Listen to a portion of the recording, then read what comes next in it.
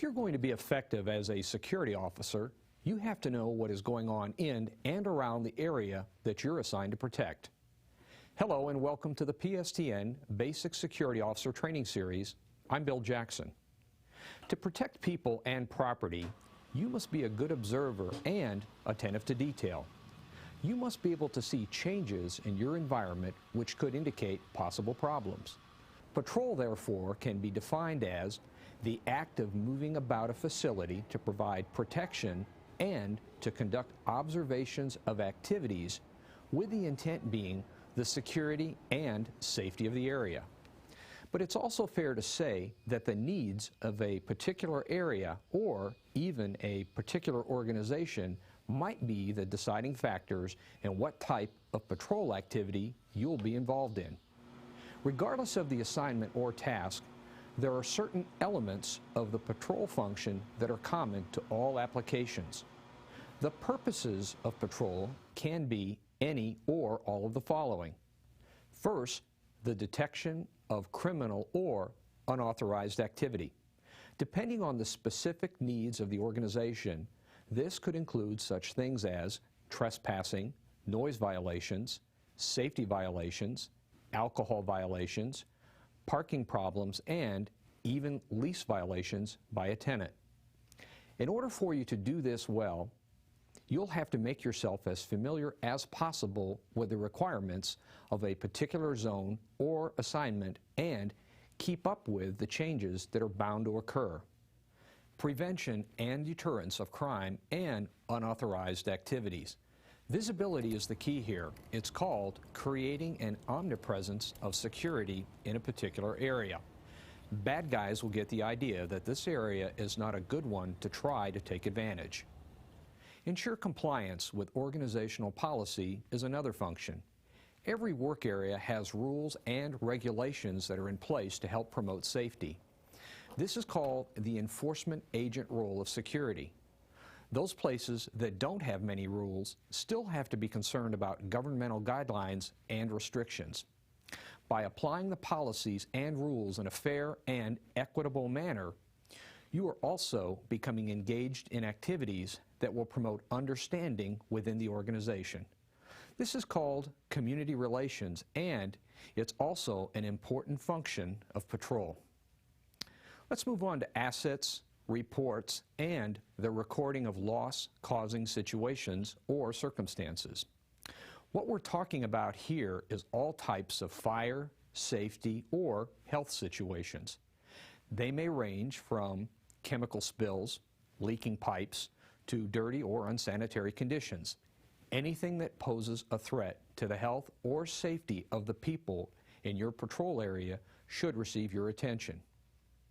We call this the intelligence agent role of security. Next, handle calls as assigned by dispatch or by your supervisor. People in a work area come to rely on security personnel as problem solvers. The type and kind of call that you might get can be a real challenge to your skills as a service provider. Just remember that no call is too small to receive your best effort. This is known as the management representative role of security. Security must test and inspect the physical security system, alarms, lights, sensors, cameras, electronic barriers, and anything else that's mechanical that has to be checked from time to time. You want to make sure that the equipment works. That's your job too.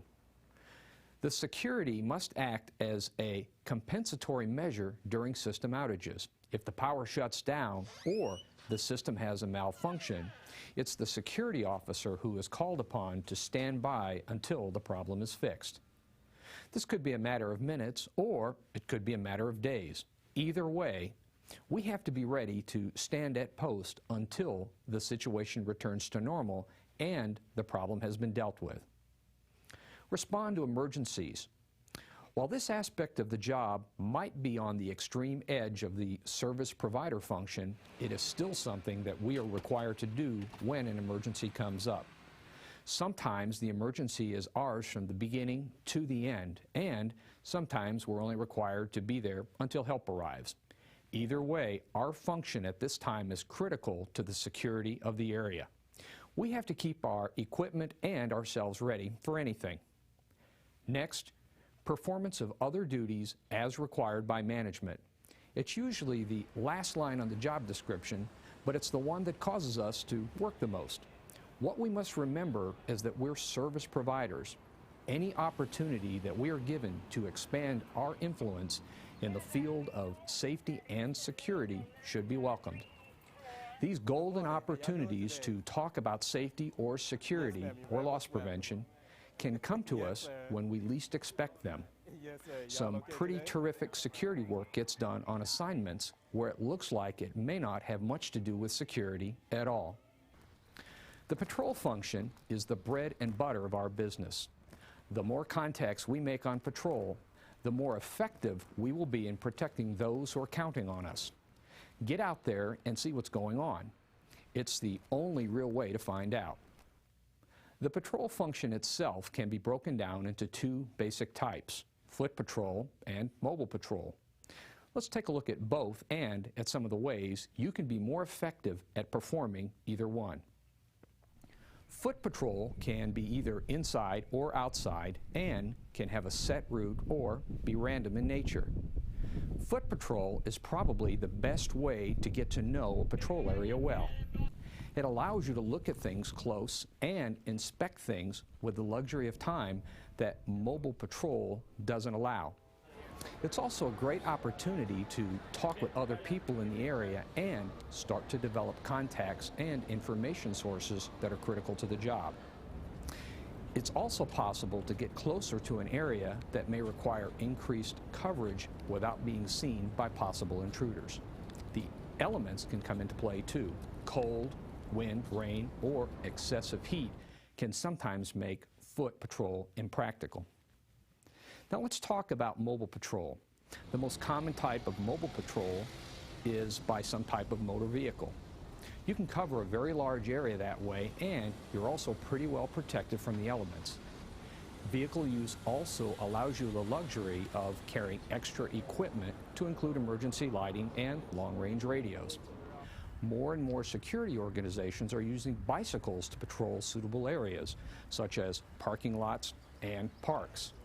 These provide a great deal of mobility and still allow for interaction with the community. Specialized training is required for bike patrol work. Some security organizations rely on the use of horses to augment their patrol operation. Horse patrol has a tremendous deterrent effect and could also be used effectively in security and community relations program. The expense is sometimes worth the return. Once again, specialized training is required for both the horse and the rider. The type and style of patrol may vary from location to location and might even change from day to day. The key to the success of patrol has to do with the elimination of opportunity for a criminal to commit a criminal act. The patrol function is guided by a set of principles that have been developed over time. They're universal in nature and apply to patrol functions of any type or duration and at any location in the country. Apply these principles and the patrol function will be as effective as it potentially can be. Patrol should always be done in a random fashion. No matter if you are walking, driving, or riding, try to be as unpredictable as you can. Double back, backtrack, and change routes. Remember, if you are predictable, you're vulnerable. The frequency of patrol should be random. If people can set their watches by the times that you patrol a certain area, you're in trouble. A security threat or intrusion is just a matter of time. Communication is critical. You have to keep people informed as to where you are and what you're doing. Good radio techniques require you to speak clearly, key the microphone before you start talking, and use good radio procedures. Document what you see. In the security business, the old rule is simple. If you don't write it down, it didn't happen. If there's any doubt, write it out. When the job of being a professional security officer is melted down to its most basic element, here's what we're left with. The ability to observe people, happenings, and things with discrimination, and the ability to translate these observations into actions necessary to protect life and property. You are, in fact and in practice, a trained observer. The key to becoming an effective observer centers on teaching yourself to organize your attention. This means that you have to have the ability to use your senses efficiently. This ability is what separates the amateurs from the professionals. A professional security officer can do the following: see a problem developing, can give an accurate description of people and things, can identify indicators of deception, is confident in his or her ability. So, how do you go about using your senses in the proper manner? You do this by appreciating the abilities and the limitations that you have with regard to those 5 senses. First, sight. Visibility of an object depends on 3 things: distance, size, and illumination. Problems with sight center around 2 things. First, your position, and second, your perception of what you see. Hearing. You should be able to recognize and differentiate these basic types of sounds. Activity noises, such as footsteps, glass breaking, cars starting, vehicles moving, etc. Noises generated anytime a stationary object becomes a mobile one. Next, voices, volume, pitch, possible gender, accents, age, and any other unique characteristics associated with a particular voice. Motors and engines, cars, diesels, electric motors, fans, drills, power tools. Basically, anything powered by an electric motor or a combustion engine. Firearms, rifles, shotguns, pistols, firecrackers, car backfires, most types of explosions and loud reports associated with various types of weapons. The third sense is smell. You need to concentrate on dangerous types of odors such as gasoline and petroleum products, natural gas, gunpowder, chlorine, and other gases. Smoke from various types of fires. Remember, some smells like gasoline and ether temporarily dull your sense of smell. The longer you're exposed to an odor, the less distinguishable it becomes. Touch. This sense can give you vital information about such things as pulses of injured people, heat from fires behind doors and walls, movement inside motor vehicles, warmth from running engines and motors, textures of cloth and paper, and finally, cracks in doors and windows. Keep your hands clean and be very careful about what you touch. Taste. Never taste any substance you cannot visually identify. It looks really cool on TV shows, but it's extremely stupid. Poison comes in many forms. We can learn a good lesson from the people who work in an environment that relies heavily on observation and perception. Jet fighter pilots. Top Gun pilots are trained to use what is called an ODA loop. ODA stands for observe, orient, decide, act. Observe what is going on in the environment. Orient yourself to the threat and weigh your options. Decide on what the best course of action would be. Act quickly, decisively, and completely, then do it all over again. It can be a very effective technique for security officers as well. Observe, orient, decide, and act. Observation and perception are so important to the effectiveness of a professional security officer that some basic rules have been developed for enhancing those skills. Rule number 1, nothing is routine. That statement has caused a great deal of pain and suffering for people in the protection business. Awareness has to be constant. Rule number 2, know what the people around you are doing. Are they A, acting nervous, B, hiding, C, running, D, motioning with hands or arms? Rule number 3, know what the people around you are saying. Are they A, arguing, B, threatening, C, gossiping? Rule number 4, know where you are exactly. Street, a building, the address, floor, specific location, and the direction, north, south, east, or west. Rule number 5, know where cover is at all times. Cover is something that protects you from something else. Concealment only keeps you from being seen. They're not the same. Rule number 6, use what is available to help you observe. Mirrors, reflection in glass, for instance. Remember, observation always precedes perception. You have to observe it before you can react to it. Perception is defined as an experience that has acquired meaning. Stimuli must be sent to the brain, recognized and understood. The stimuli form the basis for conscious action. Faulty observations naturally lead to faulty decisions. You can use these 5 guidelines to help you determine what's happening.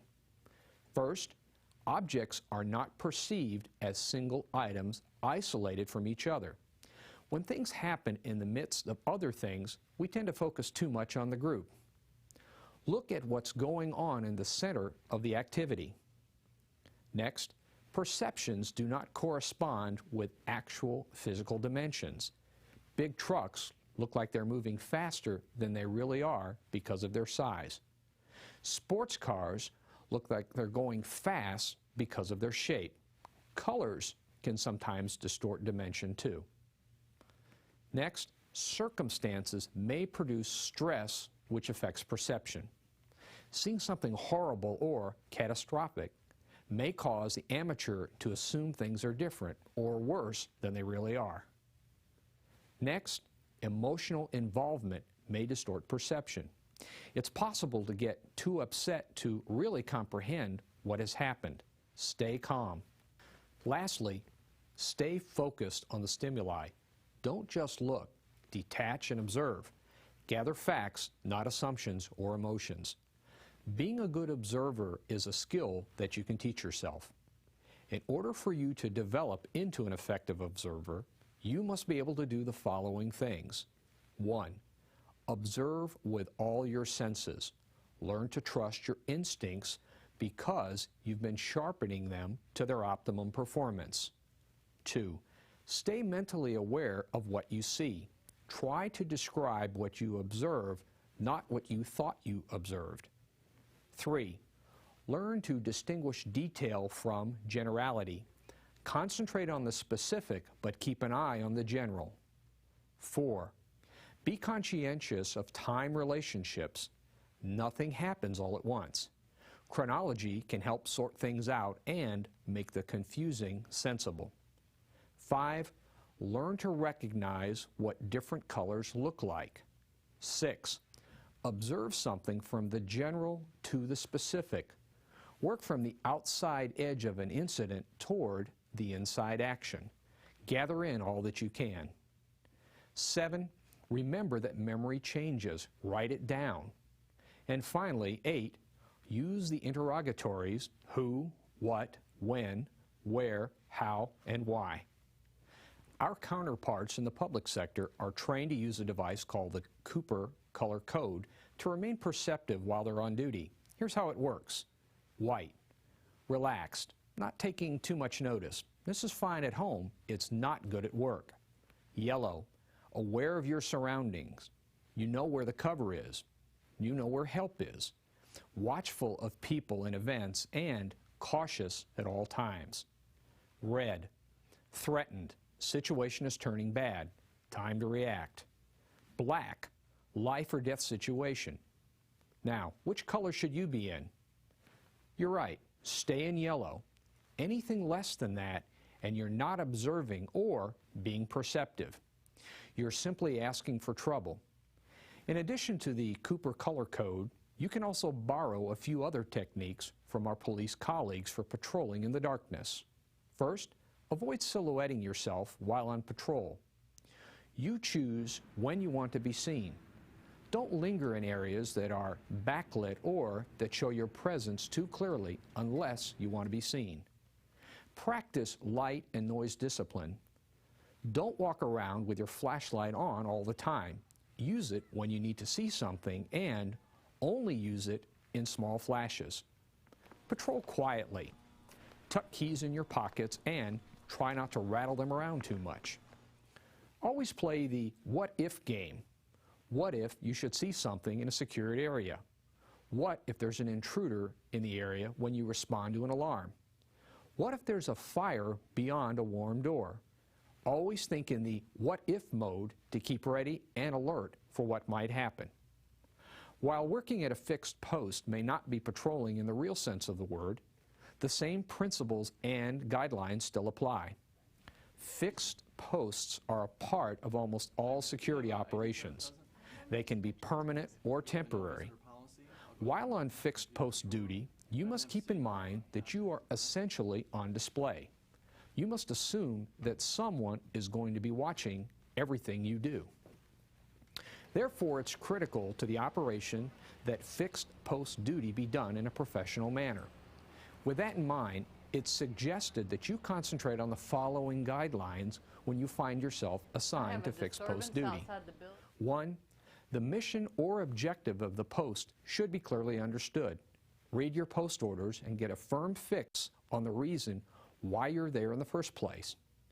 2. Duties should be read and understood. The post orders will not only show you why you're there, they'll also show you what you're expected to do. 3. Post orders should be kept to those who have a need to know. 4. Use the same light and noise discipline that you would on mobile patrol or foot patrol. 5. Make sure that all your equipment is working the way it's supposed to. Once you assume control of the post, you are responsible for all of the equipment that's on the post. If it didn't work when you got there and you accepted it, then it's your problem. When you are relieved on post, you should brief the relief officer thoroughly. Some places even use a post-relief checklist. 7. In a high-threat situation, such as a strike or labor disturbance, you should always maintain a retreat route, just in case. Remember, safety comes first. Be comfortable, but not too comfortable. Don't allow a situation to be created where you could get sleepy or inattentive.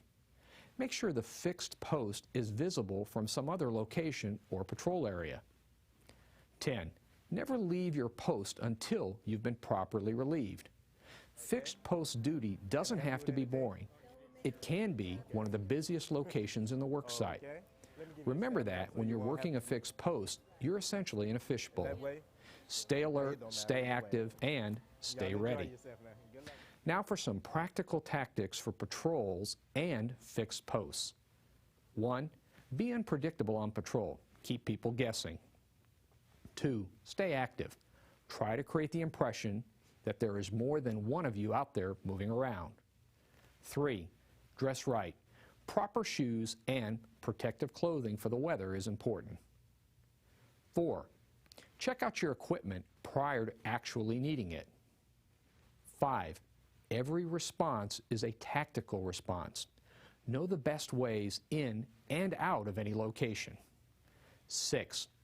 Become the hide-and-seek champion of your patrol area. You should be able to find anyone, anywhere. 7. Know exactly where the emergency shutoffs are for all utilities in your area and the fastest way to get to them. 8. Learn to patrol in 2 modes, very visible and almost invisible.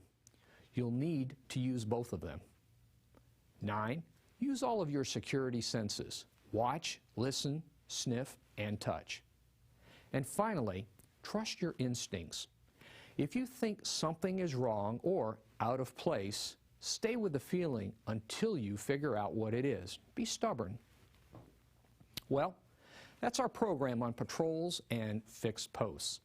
Thank you for joining us, and we'll see you next time on PSTN.